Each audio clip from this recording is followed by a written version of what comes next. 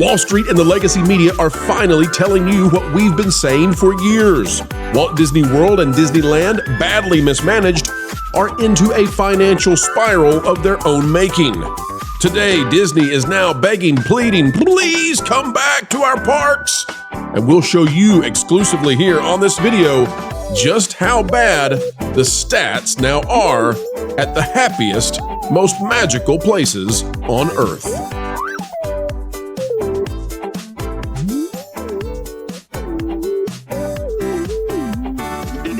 Hello, ladies and gentlemen, and welcome back to the channel that is changing hearts and minds one video at a time, simply by telling the truth. Capital T, yes indeed. As we get ready to dive into today's content, consider clicking the like button. We begin with a website called The Street. Patricia, I believe they call her Patricia in her family.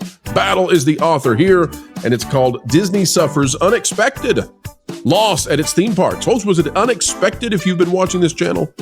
Was it unexpected, really? The entertainment giant recently faced a significant challenge at its U.S. theme parks. Let's dive into why they're saying it happened, how bad it is. We'll break it down. Here we go. It is no secret that Disney rules the amusement park industry with an iron fist. Oh, really?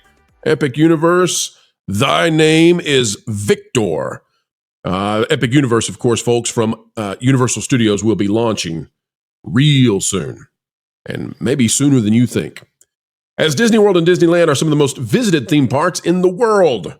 Overall, Disney has 12 theme parks and 6 resort locations worldwide, which generate billions of dollars from the company every financial quarter. Can we stop with this?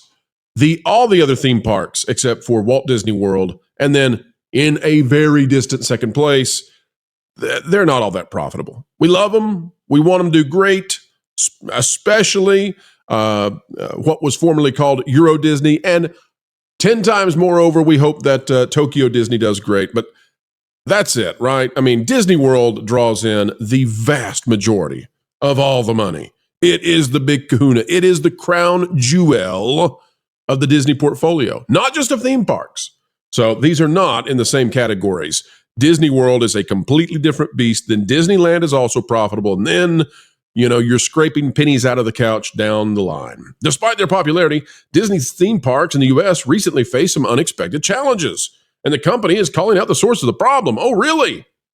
Disney's fourth quarter earnings report for 2024 revealed that while revenue for its theme parks in the U.S. increased by 2% year over year, and we should pause here for a moment and say that in 2024, the official inflation rate by the government listed as 2.9%.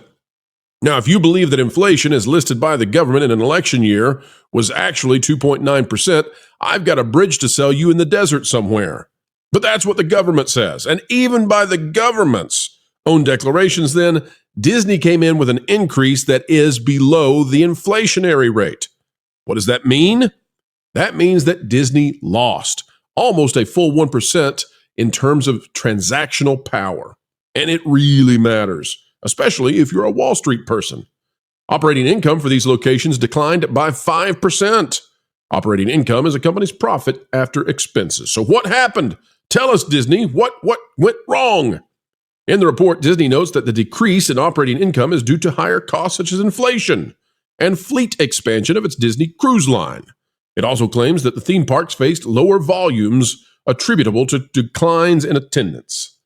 So finally, ladies and gentlemen, how many times have we done a video on this channel where we showed you the graphs with the wait times? We explained that this was likely indicative of very steep declines in attendance. And how many times have we faced the detractors and swat them away when they said to us, no way, it's the holidays, Disney's attendance is growing. No, sorry. In fact, during the same quarter in which Christmas and Thanksgiving occur, Disney is admitting declining attendance. By the way, that's almost impossible. Let's just say it flat out. It's almost impossible to go from September to December and have September with higher attendance. Yet Disney managed. Disney states that the decrease in visitors reflects the impact of Hurricane Helene, which made landfall in Florida in September, and Hurricane Milton, which directly hit Central Florida the following month.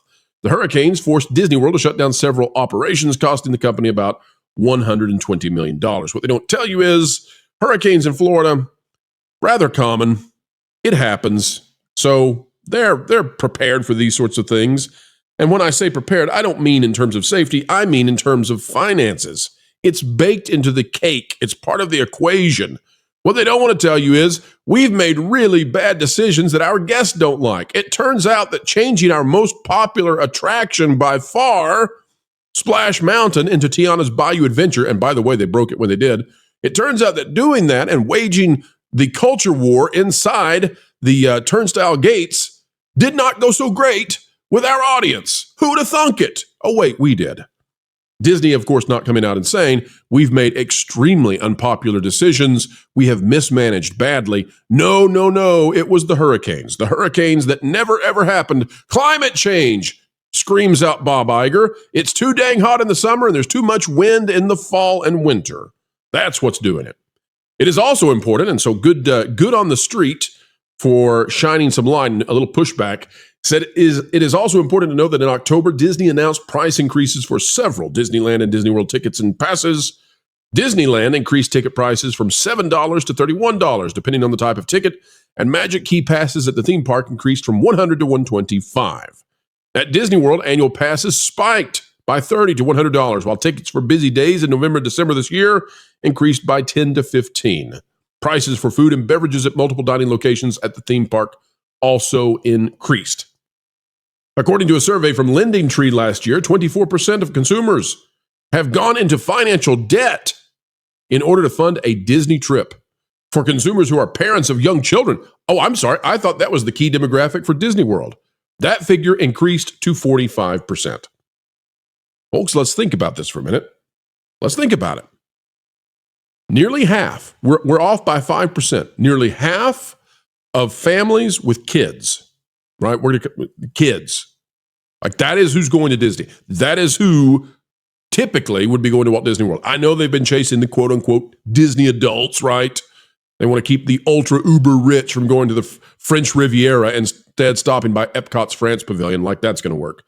45% of families with kids took on debt to go to Disney World. Now, I'm not here to give you financial advice, but I can say that as a base level philosophy when it comes to finances, probably not a good idea to put yourself into debt so that you can go to Disney World. There are many other options if Disney World is out of your price range. And by the way, they've priced themselves out of the range of most of the middle class. So don't feel bad about yourself. But there are wonderful places. Hollywood Studios, by the way, has something like 8, 9, 10 attractions total. Epcot, same thing. Animal Kingdom, same thing. Disney has mismanaged these parks so badly, it is unfathomable. Dollywood, meanwhile, at about half the price for your family to go attend or less, has 60 attractions. And yes, they're very, very good attractions. Same thing over at Universal Studios, where you can find attraction after attraction. Disney has been betting that they didn't have to do what they need to do. They simply had to tell you, hey, we're Disney, and you'll come no matter what, and you'll go in debt to do it. It was always a terrible long-term strategy, but one that they employed.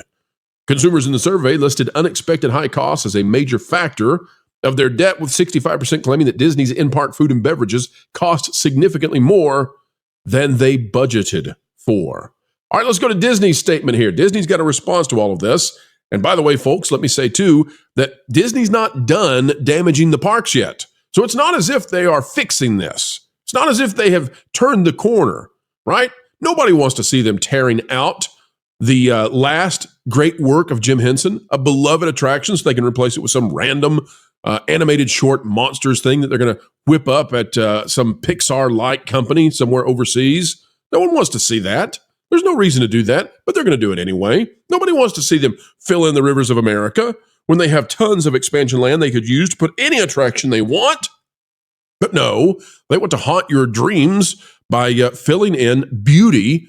1/4 of Magic Kingdom going to be filled in so they can put in Lightning McQueen as the, you don't actually get to ride with Lightning McQueen, but he'll be there as the spokesperson for Frontierland, which, by the way, I think they're scared of calling it Frontierland anymore because, well, that goes against their super woke values. So Disney has not turned a corner. They have all the land in the world to expand into. They don't want to. They don't want to increase their footprint because they don't want more expenses because they can't keep up because they have mismanaged their parks so badly. But here's the response from Disney on February 10th. To all who come to this happy place, welcome. So they quote Walt as they destroy that which he loved. Their quote, though, is, the number one thing we hear from the millions of guests who visit our parks each year is how much a Disney vacation means to them. Sure it is. And we intentionally offer a wide variety of ticket, hotel, and dining options to welcome as many families as possible, whatever their budget. Josh DeMauro said he's the head of Disney Parks. He's the man who has presided over the destruction of all of this. We have never seen a decline at the Disney Parks in such a rapid order as under Josh DeMauro. I don't care if he's incompetent or feckless, he's something, and Bob Iger's right there with him too. We also know that in inflationary times, folks, inflationary times were 4 years ago. This is a bunch of bohunkus. They are out there trying to, this is worse than claiming that climate change burned down the Palisades. This is dumb in an order of magnitude you can't even comprehend. The biggest inflation came 4 years ago. Where were you, Disney? Oh, wait. 4 years too late. Now you're coming out and saying, inflation, that's it. Give me a break. Anyway, we also know that in inflationary times, it's especially important to give families ways to save on their visits. We haven't increased the lowest price ticket to Disneyland since 2019. Yes, and that ticket is available about 3 days out of the entire year. Quit with the malarkey. And we recently introduced a kids ticket for as little as $50, just to name a couple of examples. Ever since opening day at Disneyland nearly 70 years ago, generations of families have been making memories with Disney, yada, yada, yada.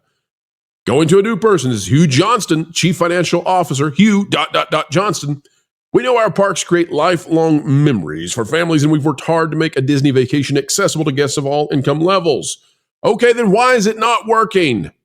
With strong guest satisfaction scores and intent to visit ratings, our parks remain the most popular offering in the industry. Sure. Anyway, it continues on. We understand the financial pressures that families face across every part of their spending, including how they travel. We listen to our guests and use that feedback to introduce new offers and promotional deals, which provide significant savings. Here are just a few that are available right now. In other words, folks, they're going to go on and list out their ways to save. In other words, they missed their targets. Wall Street is angry. The legacy media is noticing. Finally, they're hosting the same views that we've been telling you were true now for months and months. And what is Disney's response? No, nothing new. They're just telling you that you're wrong. They're doing it with a smile. They're doing it while they tell you all the grand things that they've been up to, but you're wrong. You just didn't know about all the savings you could have that were already existing. You're just too dumb. You're just too ignorant to have possibly known that there are ways to save. You didn't know about that lowest price ticket at Disneyland, which they conveniently failed to tell you is available about 3 days out of the year. You didn't know. And you didn't know that you could go and save $3 on cupcakes if you did a handstand in front of the turnstiles while singing Not Zippity Doo-Dah. You didn't know. It's not their fault. It's not their fault. And it's definitely not their fault as they get ready to face Epic Universe opening in just a few months, weeks. I guess we'll see. Disney is going to wait and see how this plays out with investors as Universal absolutely kicks their mousy butts from here to Timbuktu.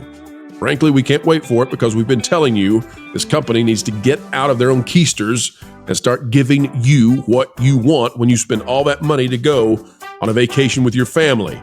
Quit destroying the attractions we love. Quit pricing people out with nickel and diming strategies.